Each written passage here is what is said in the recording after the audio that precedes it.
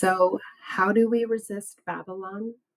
Well, Jesus teaches us that we must seek peace.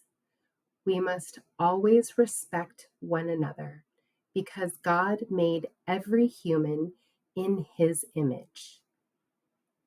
We must forgive everyone that does wrong and forgive them from our heart. We must release them of owing us.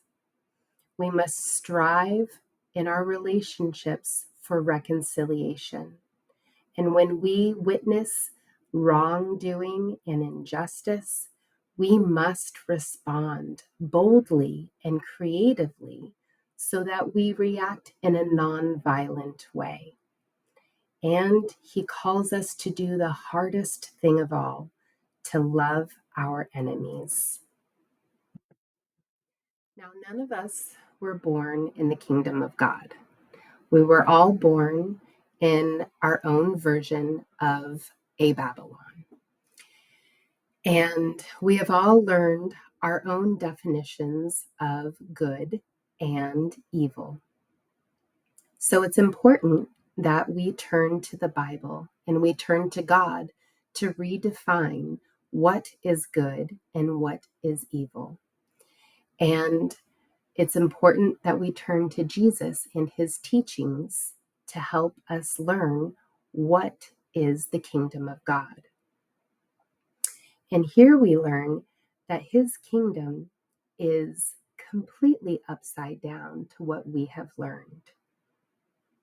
In these texts, it says, "Blessed are the poor in spirit." Now, this word blessed, we have to remember these texts were written in a different language. They weren't written in English or your native tongue. They were written in Hebrew. And this word is ashrei in Hebrew. And it means something more like the good life. So it would read, "The good life is for the poor in spirit, for theirs is the kingdom of heaven. The good life is for those who mourn, for they shall be comforted. The good life is for the meek, for they shall inherit the earth. The good life is for those who hunger and thirst for righteousness, for they shall be satisfied." And when you read it that way, it makes no sense whatsoever. But God knows that he will fulfill his purposes and his promises, and that he will do something special in his relationship with us in these states of poverty and sorrow. And so he values them and he calls it a place of goodness. And this is something that we need to learn, that God's kingdom is very different than what we are used to.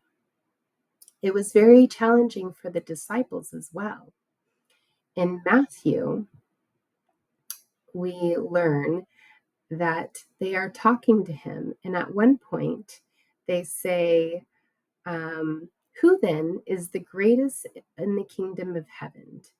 And Jesus responded by calling a little child to him and placing the child among them.